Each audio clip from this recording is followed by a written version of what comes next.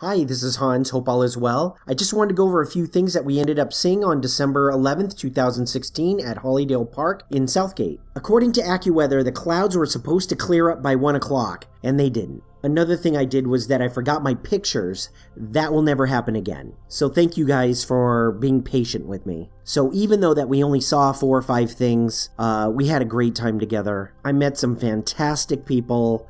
Thank you very much for visiting us. I apologize for the weather. You know, it's been almost a month that I really wanted to see UFOs. I knew that even if we didn't end up seeing anything, at least I would be able to hang out with people like myself. I wanted to thank John Graff for providing the still photos, and Daniel Dunas for sending some video footage. It's really amazing footage. I would also like to thank Paul for getting the word out to the Inland Empire UFO people.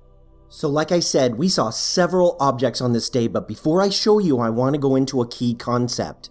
From a distance, things may look obvious and self-explanatory, and because it's not attention-getting, we tend to blow it off. This is what a bird does when it's flying over trees. It's hungry and looking for food, but what are the chances of it finding something that looks like this?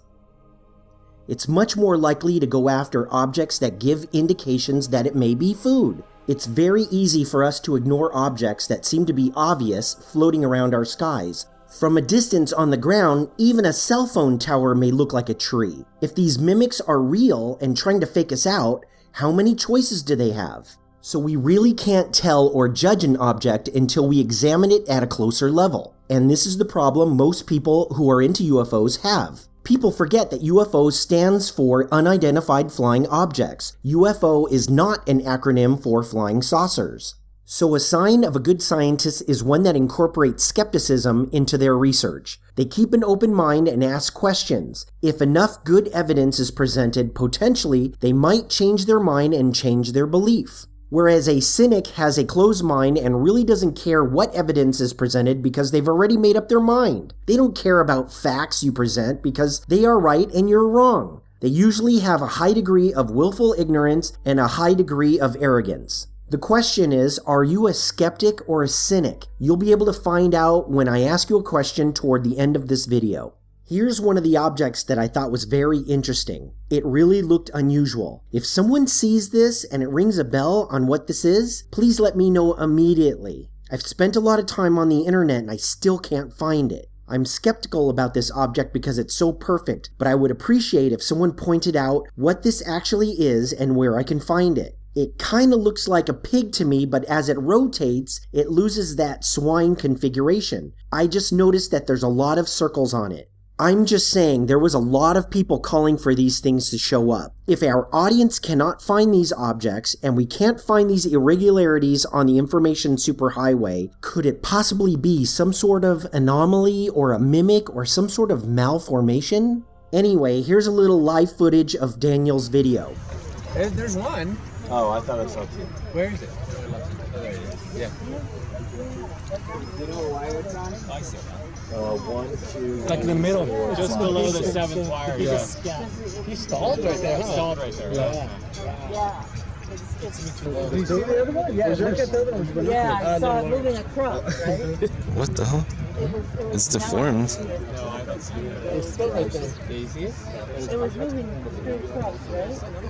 Oh, there it is. Really weird. It did.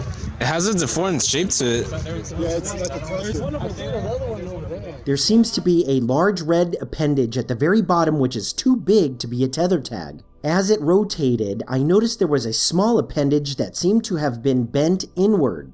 This last one was footage of 3 star balloons that slowly moved above us. They looked like regular balloons to me. These 3 balloons were relatively close together and it was obvious that they were released not only at the same proximity, but at the same time. Here's what I thought was weird. None of these 3 star balloons had a tether. It was kind of like the last one we saw.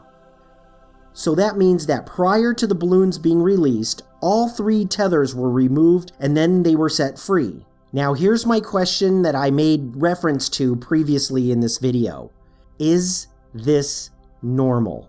Now I'm not saying that these things are UFOs, I'm just saying that this is abnormal. There was no wind to speak of, so the tethers somehow released their balloons at exactly the same time. 100% of the balloons filled with helium from a retail store will come with a tether. The tether comes with the balloon and is sold as a unit. To release 3 foil balloons at the same time with no tethers on them is strange. Anyway, hope you liked the video. Please join LA UFO channel on meetup.com for our next UFO sighting event. We'll keep our fingers crossed for good weather, so we'll see you next time.